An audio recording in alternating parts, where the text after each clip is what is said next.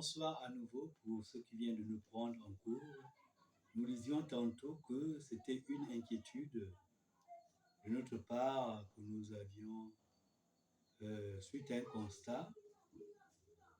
Déjà, c'est partant de l'après-Covid.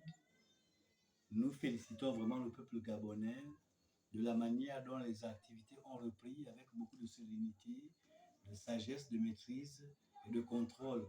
Ce qui a permis que tout le peuple gabonais a été remis de façon collégiale et puis avec toute la discipline que ce soit. Sauf que du fait par manque d'investissement, du fait qu'il n'y a pas de partenaires qui viennent investir, les entreprises, donc l'économie ne peut pas tourner encore à un niveau comme nous le voulons tous. Mais nous disions tantôt qu'il y a plusieurs situations qui se passent et qui se sont toujours passées et qui vont encore se passer dans notre pays. Et nous disions tantôt que nous avions salué la bravoure, la justesse, l'attitude magistrale que le peuple gabonais a manifestée suite à l'après-corona. Mais la grande question se pose de nos jours. Nous savons que nous ne sommes pas responsables de tout ce qui nous arrive. Parce que c'est la loi du destin qui est là, c'est vrai. Mais il y a une part de responsabilité qui nous revient quelque part. C'est celle d'assumer avec beaucoup de positivité ce qui peuvent venir comme situation.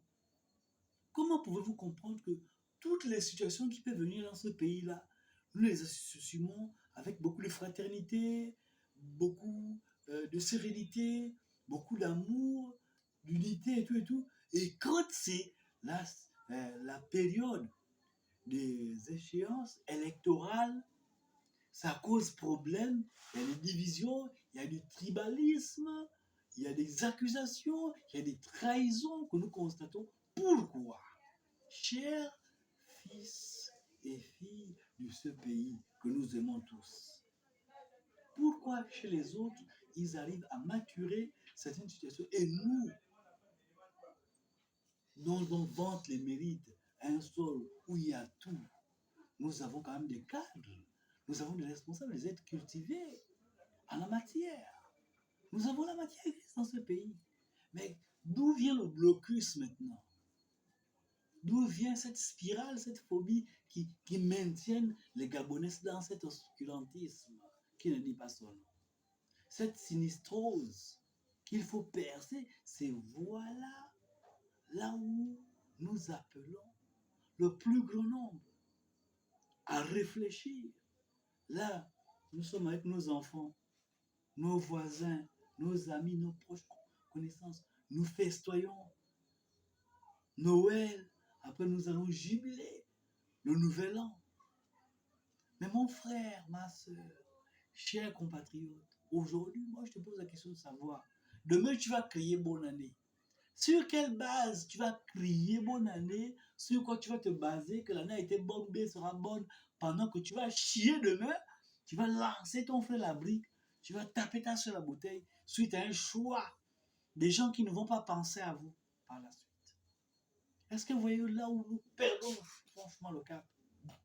C'est là où j'attire le plus grand nombre à réfléchir, à méditer. C'est très important. Aujourd'hui, moi je pense que là où l'État devrait beaucoup investir, c'est dans le plan humain. Il faut que nous puissions former des cadres. Et les universités doivent être construites à la suite des goûts que produisent les enfants du Gabon, c'est-à-dire suite à leur excellence. On ne va pas mettre une université qui traite, je ne sais pas pourquoi, comment créer des momies pendant que nous n'avons pas ce genre de cadre, ce genre de formation dans nos pays. Je suis désolé. Vous ne voyez pas que nous sommes en train de nous retarder? Voilà pourquoi